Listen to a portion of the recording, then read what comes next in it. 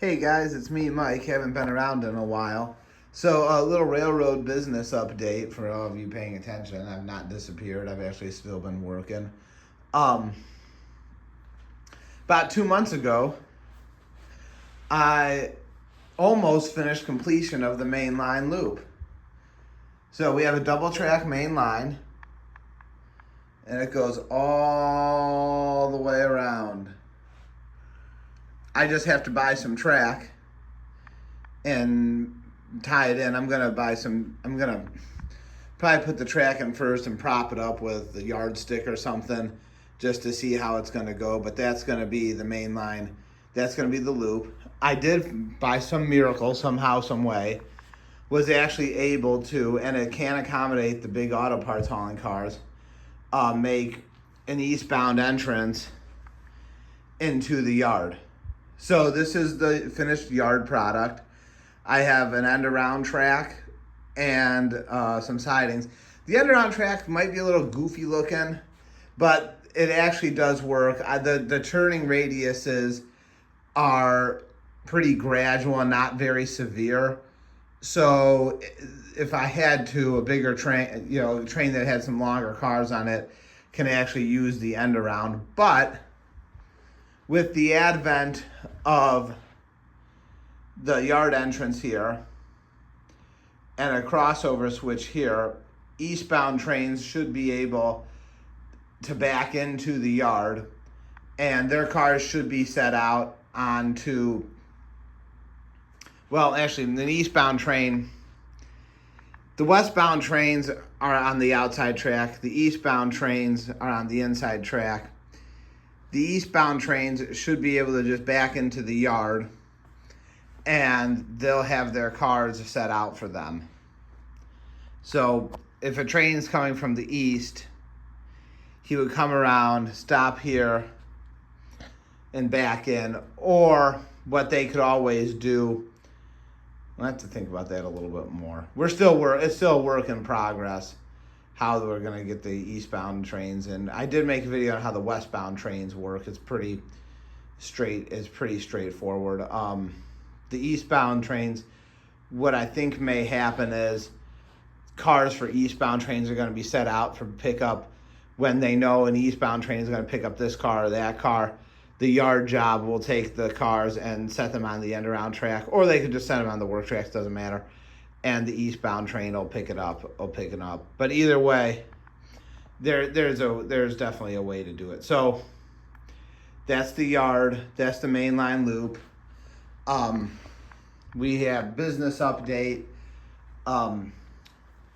We have 2 locomotives here working this job, 3079, and then our trusty 2273. They're assigned to the yard. Right now, one's just resting. It's sitting idle at the yard. This one's switching the industries. Sometimes they run them one in the front and one in the back of the train to avoid doing end arounds. But if we're just switching out cars at the industries once all the cars are delivered, then we don't really need 2 locomotives for that. And plus one of them will just end up getting in the way. So right now, he's just sitting waiting for his next call on the radio for what industry needs to be switched out next. The business is pretty good. The ice cream plant's working. The potato chip plant's working. We have a carload of potatoes being unloaded, and then an empty tank car that's going to haul waste oil away from the potato chip plant. There's a car of produce there that's being unloaded. We have a box car at the transloading depot that's being loaded with salad dressing from T. Marzetti Company. They're processing some green peppers here at the Mega Pizza Vegetable Processing Plant. That's what that Conrail car has in it. They're working that car. They're making cheese today, and that's what the tank car is. And there's another, I believe there's a hopper car spotted in there as well. And then that's a car of flour for later. They haven't called for a switch out yet.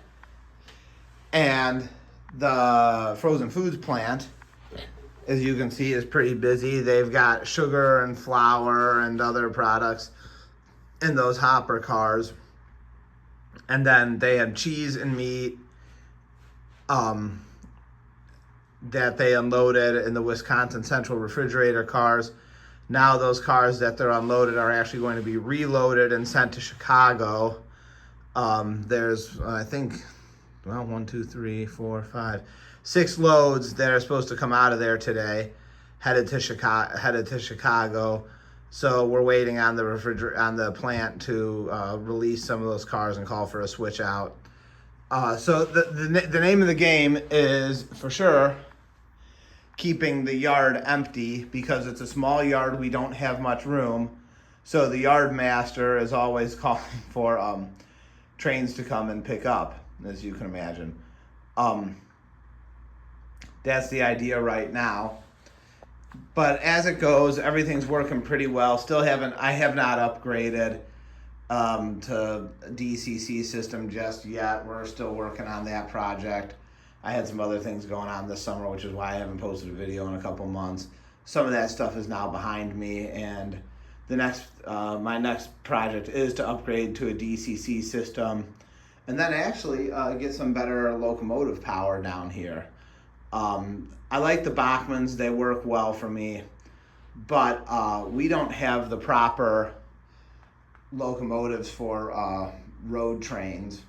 I don't. I've got a lot of 4-axle locomotives. Those can't handle the road trains. I only have two 6-axle locomotives. One was that CSX SD40-2 that is kind of goofy, that I figured out why it's not working, why it doesn't always work right. And then the other one I have is a Chessie System SD50, which I really like that locomotive. That one's really good. It's a Proto 2000. I'm actually going to send that one to Train Control Systems and have them put it in for digital command control when the time comes. But anyhow, in the meantime, though, this is what we got. We're still running the entire railroad with that Tyco controller. Oh, we also spotted the railroad put the switch engine back at the auto plant. The auto plant's still not operating yet, as account of we don't have the right cars to run it. I need gondolas and steel coil cars, and I have neither of those. So we can't ship out auto parts and run the auto plant until we have gondolas for scrap metal and steel coil cars to bring in steel for auto stamping. So the plant just sits idle for now. So order of operations, put the track in here, see how that's all going to fit together. I do believe it will. That'll complete that. Upgrade to a DCC system, and then get the proper, and then probably buy some cars for the auto plant, and then upgrade the locomotive power on the layout.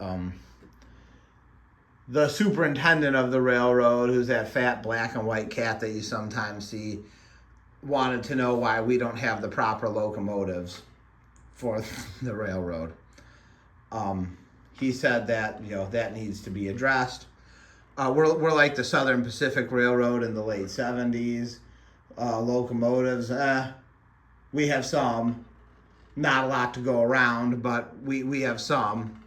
We can do our work for now, but we do need more, and we need more 6-axle power for the road trains, because I'll tell you what, we had Sunday night, and I have to make a video about it. I brought down all these cars. Well, those two were already spotted there, but these tank cars and this car and this one and this one and the two in there and the two in there and that whole cut over there and the couple and the 5 of them over here. It was like a 20-car train. And we've got a good grade. Well, I'll run the main line soon, but there's a good grade coming up out of there, especially pulling out of the yard. And I had this GP35 on the front end, and it was just spinning wheels. So I hooked the Jeep 40 to the back end, and with one pulling and one pushing, the two locomotives, both on Bachmann, by the way, which actually, that helps. That they're the same manufacturer because they work better together. The two locomotives were able to push the train pull and push the train out of the yard and down into the industrial branch spur here. But this thing was spinning wheels, and I thought, well, we definitely need some heavier duty power.